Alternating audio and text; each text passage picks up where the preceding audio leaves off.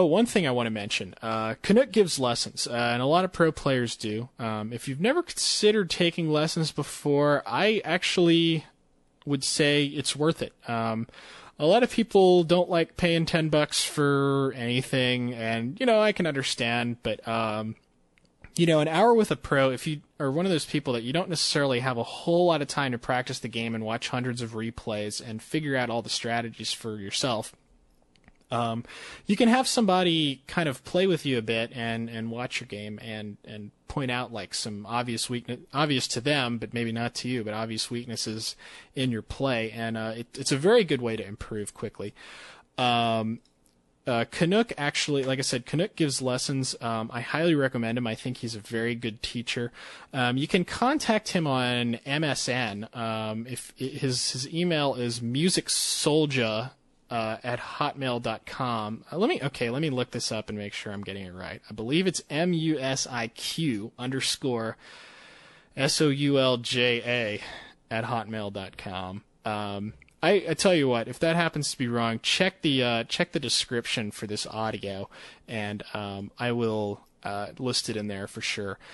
Intro music is going to be Prophecy. He's a remixer from OCRemix.com, and it's a remix of the Donkey Kong Country soundtrack called Check in Winter. It's absolutely one of the coolest trance remixes like ever. I swear, it's awesome. And there's a guy called Elwood that I'm going to use for like the ending music. Let me see. I want to get you guys his web address. I think he's like kind of pretty old school. This is stuff that was made in like probably around like 1996 or 97 with something called a tracker. So you'll notice if you go to the website, it's pretty out of date looking, but it's at www.inetware.it/Elwood. And if you like this kind of music, I freaking love this kind of music. It reminds me of playing like old school, like 16-bit shooters like Gradius 3 and stuff like that. So, you guys can check that out. Anyway, this has actually been a pretty damn long audio commentary. I don't think I have any shout outs. No, I don't. But, I got a couple of good, comments on my last audio, where people find kind of some things that I did wrong in the game. This one's from Sam Gamgee. One thing he mentions is that my opponent did not do anything to counter my beetles, and that was a big mistake on his part. He really should have gone for destroyers and gotten devour. In that game, I don't know if you guys remember it, but he tried to fight me in Tier 2 with about 8 ghouls and his Lich and Death Knight, and he tried to go up against my Crypt Lord and about 6 fiends. I killed off I think pretty much all of his ghouls in that fight. Had he not made that mistake, I think it would have been a lot easier for him to get some destroyers going. The thing about destroyers is they'll just get webbed and killed if you don't have enough ghouls around to kill off his fiends. So it's one of those things where if you lose too many ghouls at one point in the game, something's going to have to give. But definitely something to keep in mind if you were going up against a Crypt Lord. You definitely want to get destroyers with Devour. He mentions that I made a creeping mistake. After I had my Death Knight out, I still let my beetles go in first, and that means that 3 or 4 of my beetles get killed, and I waste a whole bunch of my Crypt Lord's mana resummoning them when I could have just tanked all the damage with the Crypt Lord and coiled him like once or twice. So that would have been quite a bit better. A couple people pointed out that I left a set of Scourge Bone Chimes lying on the ground and didn't pick them up. That was just me being stupid.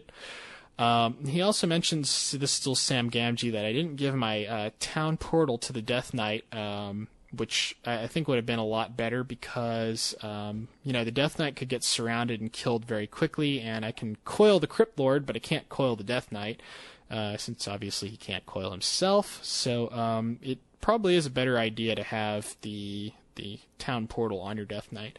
And a few people mentioned, Sam and also the King Arthas, I think, mentioned that I forgot to train my DK level 2 aura. That was just a sheer mistake. I was not trying to do anything fancy like wait and see if I needed death coil. That was just something that I forgot. So, you know, make sure you train those abilities. Let's see. The King Arthas mentions that I kind of screwed up my build order a little bit. I actually built my my Tomb of Relics before I got my before I built my first ghoul. So that made my lumber a little bit late. Not a big deal, but that was a problem. He also says that in your first fight, you seem to lose a lot of fiends because your burrow was a little too late. He is correct in that. I lost like 3 or 4 fiends in that fight that I probably could have saved because my opponent actually didn't bring Dust of Appearance with him. He says, try knowing when the Nova is coming. There's usually going to be one right in the beginning, then another one every like 8 to 9 seconds. And if you watch that, this way you know when you have to burrow a fiend, because if you have a fiend at like half health and and the Lich is ready to cast Nova, you really have to burrow it. If the Lich has just casted Nova and he's waiting on his cooldown or he's out of mana, you can leave a half-health fiend in the battle because you want its damage. So I didn't actually know that. I hadn't really thought to watch that closely when the Novas were coming, and I will keep that in mind in the future. I think that's a pretty good tip. He also said my Shade stood still most of the game and should have been scouting. That is also correct. And that's just something that I overlooked. So those comments were from the King Arthas. He also says something else I forgot to mention was that the Gargs attack destroyers even when they are webbed, so make sure you pull them back a little right after you web the Gargs. That's true. If you are using web to keep your destroyers safe, and you web the gargoyles, but you leave the destroyers near the gargoyles will still attack the destroyers, and so your web won't really do a whole lot of help. Let's see. On a side note, the guy you were playing against also lost because after going for the suicidal fiend killing attempt, he kept making ghouls.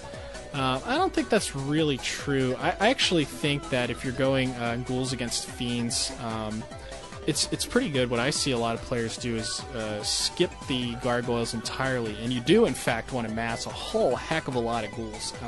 You are going to lose some to like focus damage and area of effect, but if you can kind of mitigate that as long as you bring some. Oh man, my brain is just shot. I never do audios this long. I apologize.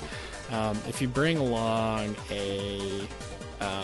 some scrolls of healing, you can kind of keep them alive. And just also, like, if you're going up against Crypt Lord, you can kind of just mass up a whole bunch of ghouls and add destroyers. The destroyers are going to get webbed, but at least you can devour the beetles. And if you just have a whole ton of ghouls, you can use those to take out his fiends. If you see your opponent starting to get some destroyers of his own, you only have to make like a couple of fiends, and you can hopefully use that to keep his destroyers under control, like web them and kill them real fast before they can do a whole lot of damage to your ghouls. I know that was a pretty damn long audio commentary of mine. I hope you guys have enjoyed this anyway. If you're not totally sick of listening to audios at this point, please check out Remind's take on the game. I think it will help you guys out a lot, and I think you'll enjoy it. That's about all I have to say. I don't think I have any shout-outs because, like, at the time that I'm recording this, my last audio, 355, just came out. For once, we actually had a backlog in the audio department. A whole bunch of people put out audios at once, which is a good thing, believe it or not, because it kind of keeps the front page fresh. Anyway, yeah, that's about all I got, so I hope you guys enjoyed this audio commentary. This is Fray signing out.